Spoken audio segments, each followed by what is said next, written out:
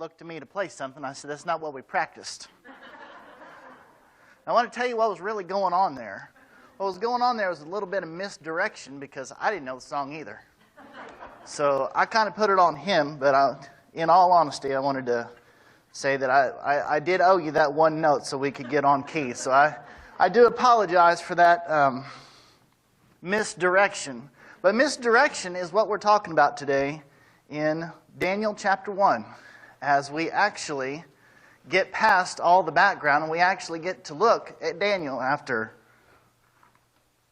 3 or 4 weeks. But have you ever seen, because I know you just saw me, but have you ever seen some of these guys who are really good at misdirection? The ones who can make the Statue of Liberty disappear, or make like one of the big ships, like I think it's the Queen Mary or something out there around San Francisco, just make the thing disappear, but you're sitting right there looking at it. Where's it go?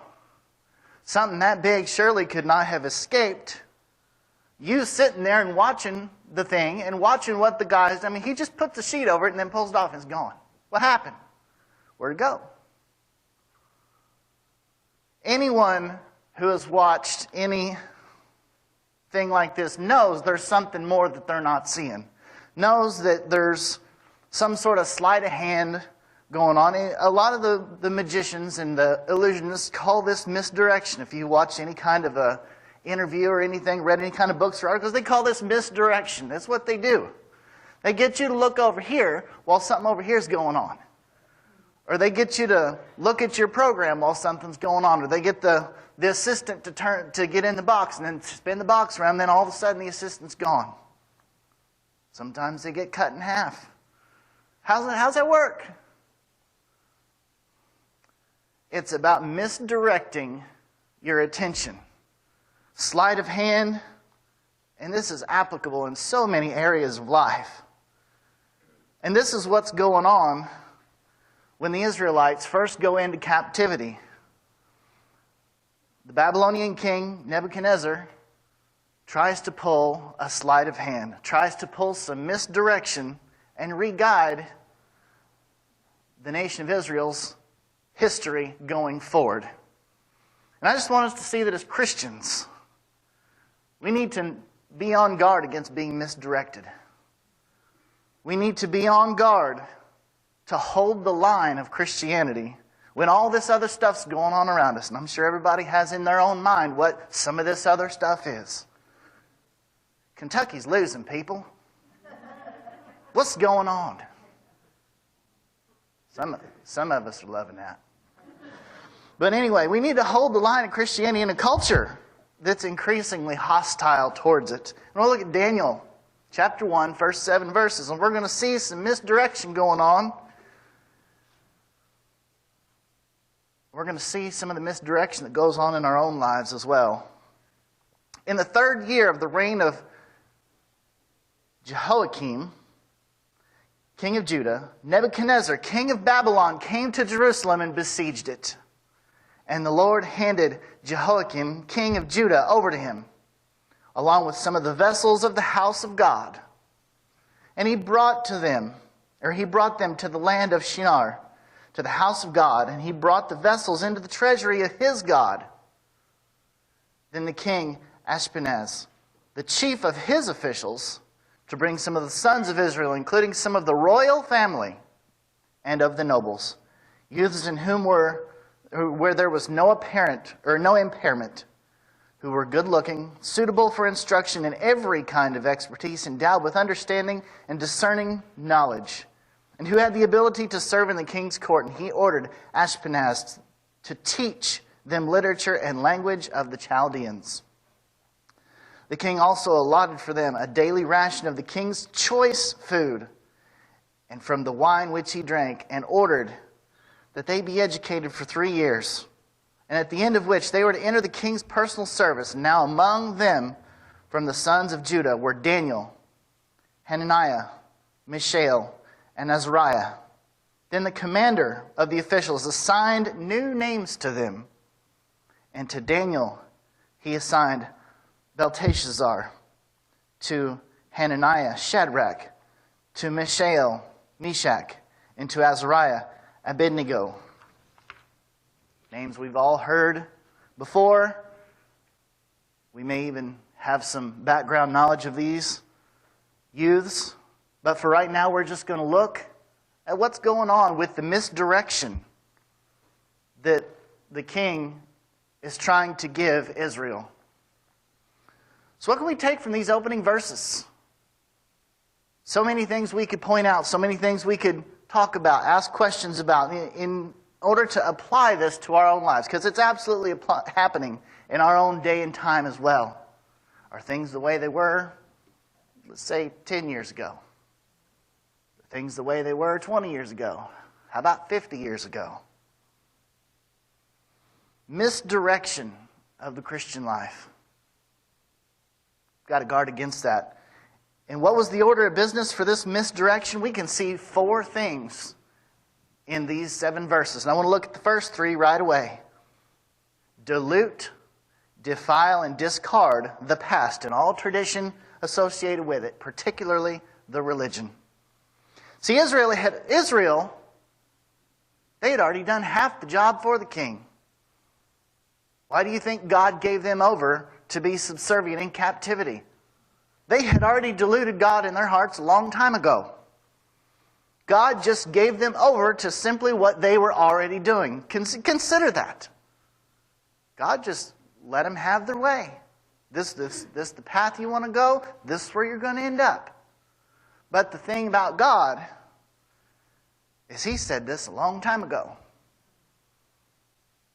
1230 BC is where God actually makes good on the promise of the promised land. Around 1230 BC is where the Israelites take the land of Canaan. They take the promised land. They're supposed to settle there. They're supposed to be faithful to God. And guess what? They're supposed to be God's people, and He's going to reciprocate. Roughly 30 years in, not even a half century, roughly 30 years in, we have what they call the period of the Judges, which is often referred to as the darkest period in Israel's history. Any kind of unjust, immoral thing you can imagine, it was going on that day, and not just going on, it was probably sanctioned in some way by some official. A couple hundred years later, really a little bit less than that, Israel says, we want to be like the other nations. We don't want to be God's chosen people. We want an earthly king. But you can kind of be on the sidelines watching and see how we do. God gives them a warning. He says, if you do this, this is what's going to happen. Oh, we don't care. We want the king. So He gives them the king. Less than 100 years later, roughly 100 years, we'll say 100 years, guess what? People can't get along, and the nation splits. Israel divides. Imagine that. You quit looking to the same God. You quit looking to the same source for authority and everything else. Guess what? Everybody decides we can do what we want to do. We're going to go over here and do this. We're going to go over here and do this. Another 300 years go by. God gives them over to what the course they've decided to chart.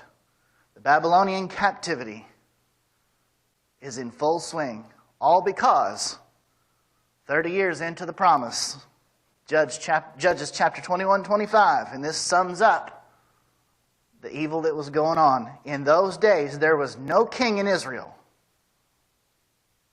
Every man did what was right in his own eyes. See any of that going on today? I think we see quite a bit of that going on today. For the Israelites, at this point in time, that is, we're going back up to Daniel now, the book of Daniel, most of the Old Testament has been written, has been penned. If you think about it, 39 books, 8 history books, books of history, charting the history, 10 prophets. Now you think about what a prophet is. He's heralding the warning. Hey, something bad's going to happen. Most of the wisdom literature. Hey, here's how to get smart. The book of Ruth, the book of Psalms, all of it except maybe 5 or 6 books of the Old Testament. There's 39 books in the Old Testament. The 34 books have been written across 400 years. And guess what? They're all saying the same thing. They're saying, hey, Israel, you're going the wrong way. You need to reverse course. Going the wrong way. And guess what they do? They still go the wrong way. So God gives them over into captivity, which lasts 70 years. Nebuchadnezzar defiled. See, what's been diluted, defiled is just the next logical jump. Nebuchadnezzar, the king of Babylon, defiled the God of Israel. How did he do that? By taking the vessels from the house of God into the treasury of Babylonian worship. You see, when the Israelites were brought under captivity, they weren't physically removed from their land. They were just ruled over. They were brought under subjection. However, the house of the Lord was raided in order to take spoils back to Babylon, back to the collection of the chief god of Babylon. But what's the reasoning for this? Why would they do this? You see, not only was it a sign of defeating the people, Nebuchadnezzar defeated, he thought, the God of the Bible, the God of the Israelites. This was a sign of defeat. It's like planting a flag over on the other side of the ground you've gained. He planted the flag by taking the spoils back to his own storehouses. Undoubtedly, this resonated with the Israelites and with God.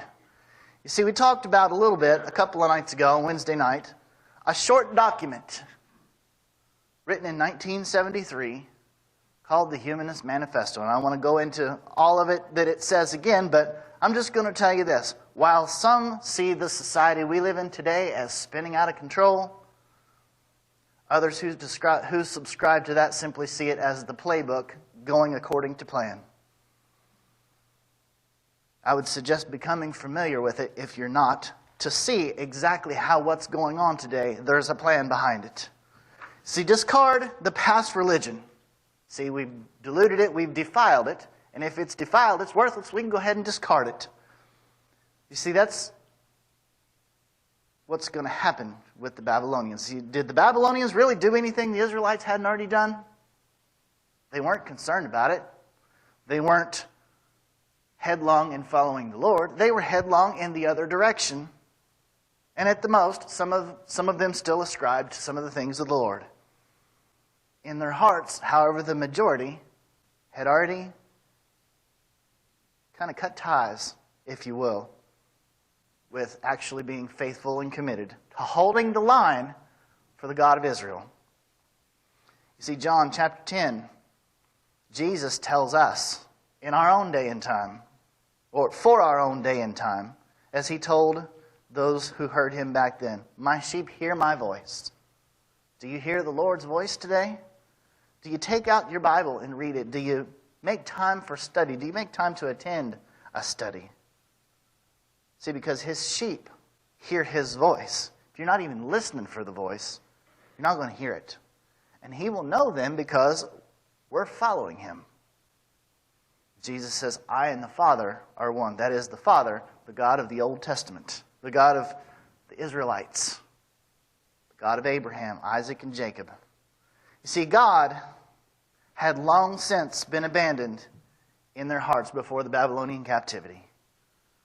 They were quick to do the very things God said not to do. And he had reasons for what he said. Don't intermarry with other groups. Don't marry outside the nation of Israel. There's reasons for this. And what were the reasons? We find out there were introductions of other gods, and guess what? They were led astray. They were led to be concerned about other things more than the God of Israel, their God. They were more concerned about other things than being his chosen people, plain and simply. And you don't get to this point all in one jump. It's a slow process. See, that's not so bad. Let's see what happens if we take it a little further.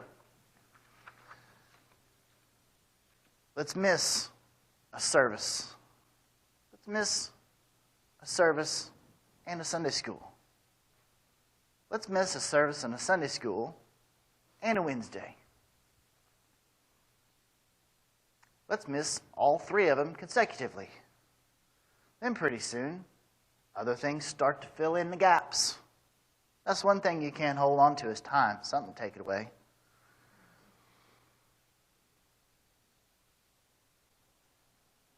One of the things that really speaks to me that's going on in our society today is what we call the college experience. I don't mean the college education. I mean the college experience. We pay many tens of thousands of dollars to educate our children in institutions of higher learning. Nothing wrong with that. It's good to get some skills. But in the process, something we don't realize is that we send them to the front lines of a battle that they're many times ill-equipped to survive. They'll potentially battle professors and lose. They'll be given arguments they've never heard of that make sense because they sound good. We don't prepare them to be victorious. And even kids who go to study the Bible come back atheists, anti-theists. We've spent all this money to educate them, and we got a lot more than we bargained for. See, they'll be given the keys to the kingdom financially, but they'll also be given the keys to the kingdom of that which one day ultimately won't be here because it's all temporal. Divide, dilute, discard. I said that wrong. The next one is divide. See, Nebuchadnezzar had defiled, diluted, and discarded the God of the Bible. Not only had to do separate the youth and reprogram the next generation. I know we've heard several things throughout the years about, get the youth because they're the next generation. And we know through history, different political regimes have done that. They have tried, somewhat successfully at different points, to do this. Nebuchadnezzar was no different. He said, take the youth who are of good stock. Take them and train them up in my way. Train them up in the way I say they should be trained. Train them up in our way, the Babylonian way. Because we've already shown them the inadequacies of their own ways. This falls right into what has just been stated for our own day and time, to stay diligent for our young people today. Stay diligent, not just in the fact that they're learning, but how they're taught. For example, I give you for example. Let's say you're walking through Clifty Park. Let's say you're walking through a woods that's not ever been walked through before. You're happening along, doing what you're doing. You look down and you find an iPhone. I'd say a wristwatch, but I'm updating this a little bit. You find an iPhone. It's an isolated fact. You're just walking along through this woods. You know nobody's ever been through it before. You're in the outback of Alaska or something. You happen upon this iPhone. We could say a few different things about this. We can say, oh my goodness, the Lord has seen fit for me to have an iPhone. Somebody has dropped an iPhone, since they've never set foot here, out of an airplane or something. They've dropped this iPhone right here for me to find. The Lord has blessed me. You can say that somehow that iPhone got there because somebody created it in a lab somewhere, in a technological firm somewhere, and it's just been dropped there. Or you can say, over the course of millions and billions of years, the trees saw fit to make a cell phone with a smaller screen that'll call this person while I'm texting this person, and this person over here is spying on me, and I don't even know about it because they got some kind of malware going on or something. But it's all because the trees got together with the water and the rocks and the grass, and this iPhone just happened to be there. I'm just going to pick it up and take it. Which one sounds more reasonable? Because I'm going to tell you, the same sort of thing goes on in our institutions of higher learning today. And guess which one they get taught? They get taught the rocks in the trees for finding an iPhone on the ground. Same principle, just different things we're talking about. You think about a photograph. Think about a photograph in a book.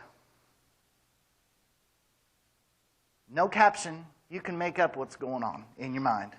It may be pretty obvious in your mind what's going on.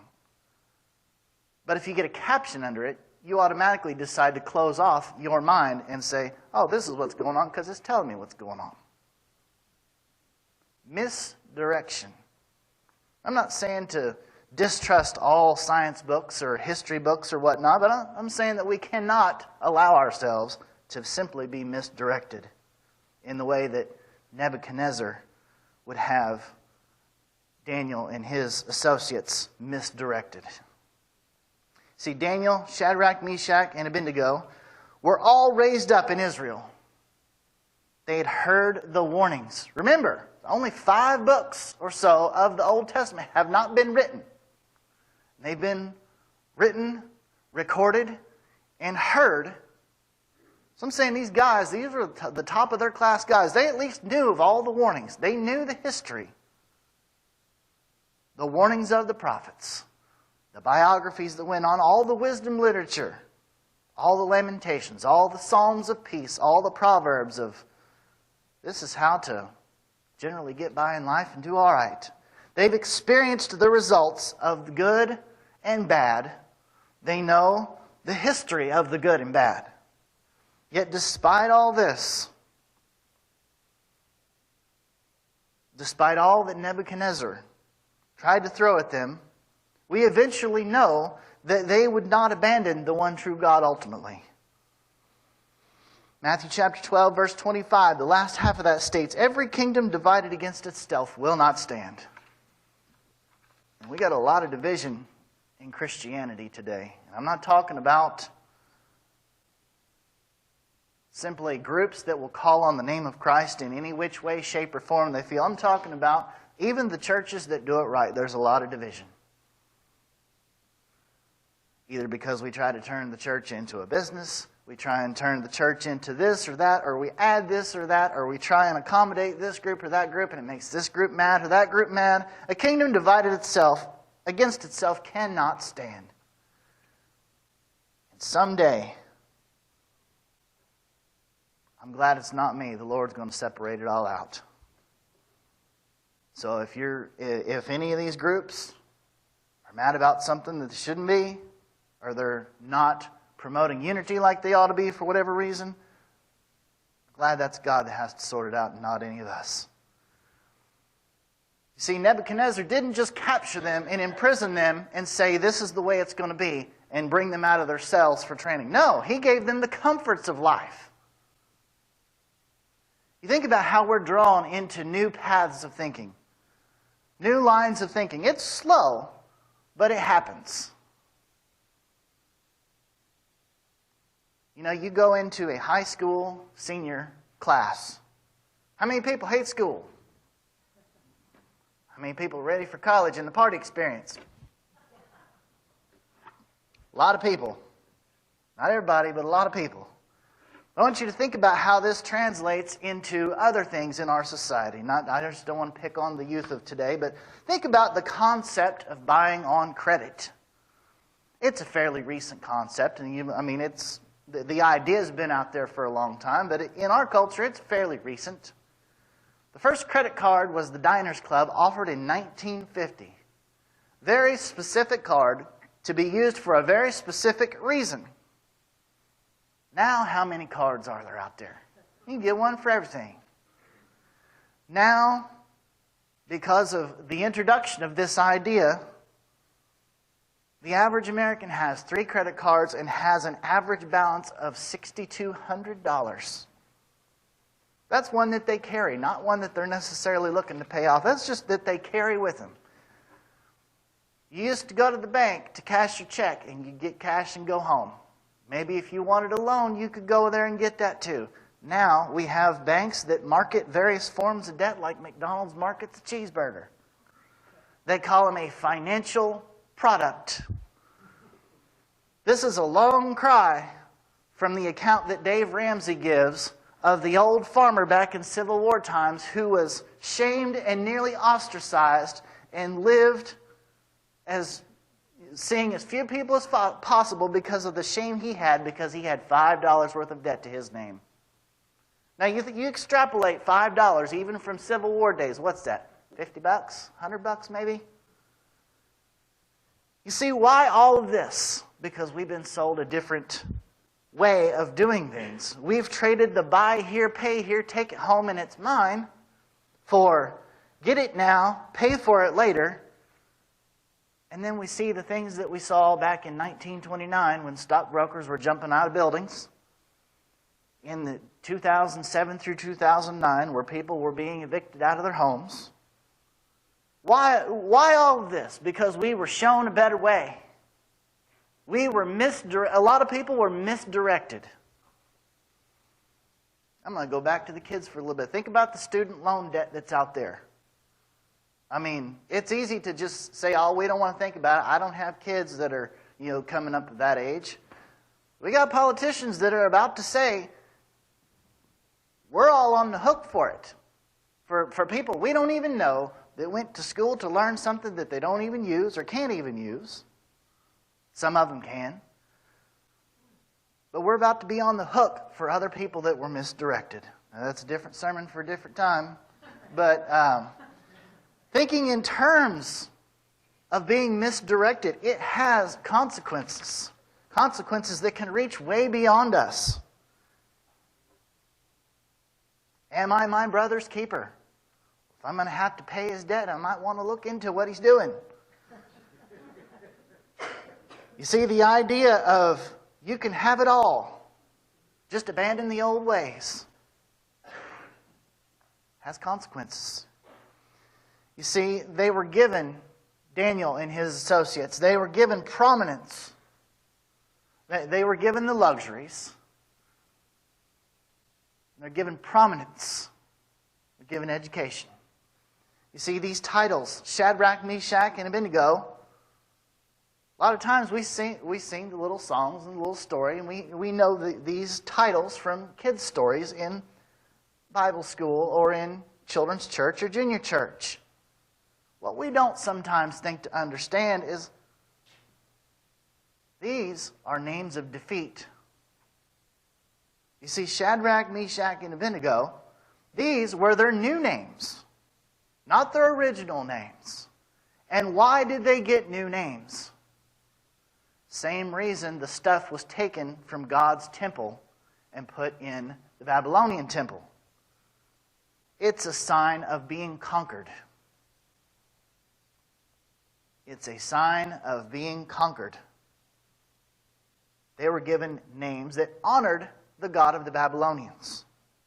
In some way or another, each one of these names speaks to either the God directly or one of his attributes, the Babylonian God, that is. It's a deliberate move to reprogram these youth and misdirect them. Because if he can misdirect the best and the brightest Israel has to do, guess what he has to do? Just insert them back where they came from, and guess what? They're going to lead the people right along in that direction. Or at least that's the thought process of Nebuchadnezzar. He was a very smart man. If you ever get to study more about him, Nebuchadnezzar II. He took the best and the brightest to reprogram and then reinsert them back into their own people. So what's in a name today? Sometimes we have names that we give our children that are family ties. Sometimes it's just a name that we like. But even those names that are titles, honorary in some way or another. President and vice president. Champion, MVP, Olympian. Officer, expert, doctor, manager, employee, preacher, teacher, elder, deacon. That's a song there. barber, banker, mother, father, brother, sister. And the list could go on. These are things that we all do. All of us here, in one form or another, we have some form of title that we ascribe to that means certain things. But what this all boils down to, all this misdirection, when we're busy being president or vice president or teacher or whatever, are we misdirected to make that be more important than being Christian? Do we wear the name Christian properly as first priority or first concern? Do we wear the name Christian, that is, property of Christ, redeemed by Christ, in the same manner as we do some of the other titles we wear today? Do we consider it in the same light? Do we give it the same honor? At least. Should be more. But do we at least give it the same? Gospel of John, chapter 1, verse 12 said, "Yet all who did receive him, to those who believed in his name, he gave the right to become children of God."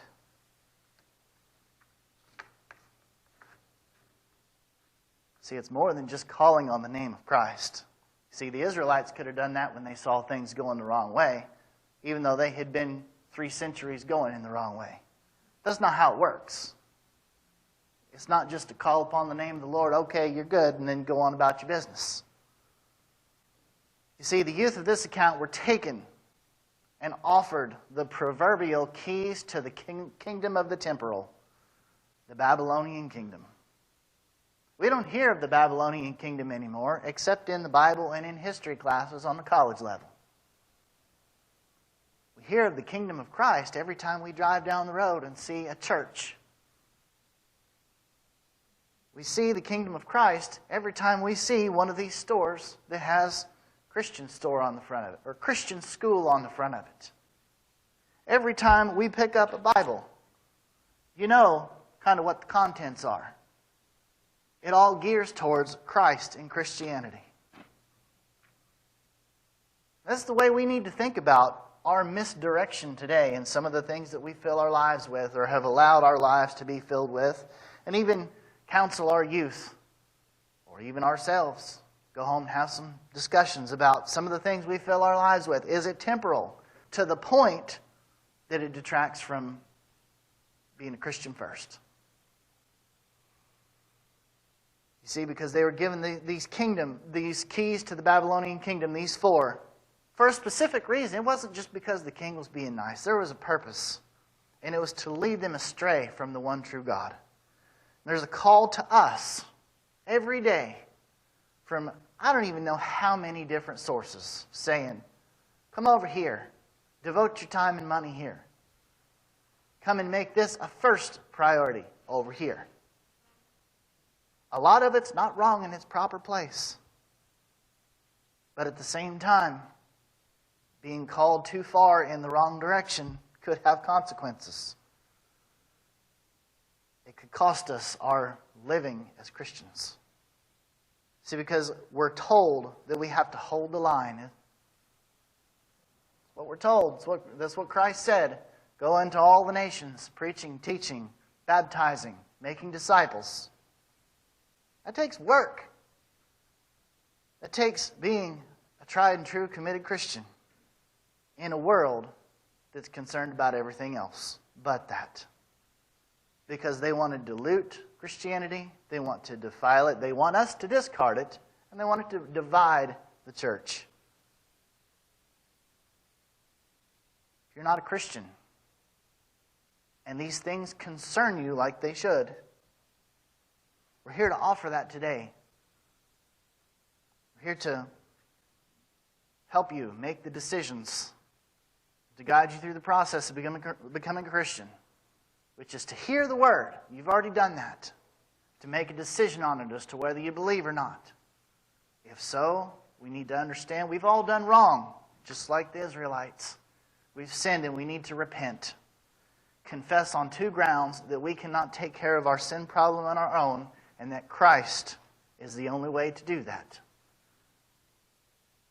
To be immersed for the forgiveness of those sins. And we simply offer that at this time is that if you need to make this decision or any other decisions, maybe you're already a Christian looking for a place to worship and call a group of Christians your home congregation, we're here for that too. If you have this or any other decisions to make, please come forward as we stand and sing our hymn of invitation, which is Trusting Jesus.